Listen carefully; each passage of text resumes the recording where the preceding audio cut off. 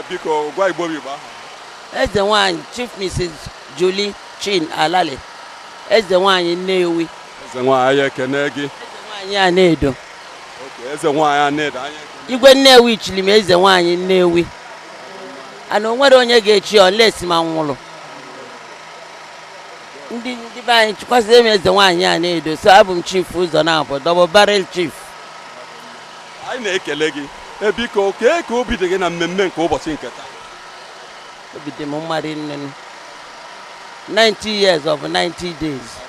Oge si n'igwe be anyị na-eme ezigbo omume, Chukwu ji ime o ji wee dị ndụ.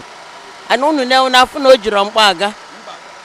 O jiri ugegbe anya afụ ụzọ na Chukwu ofụli ya n'anya. Anyị nwere aṅụrị. Ọ ga-achịka anyị nka. Ọ ezigbo mmadụ ka Igwe Orizu bụ.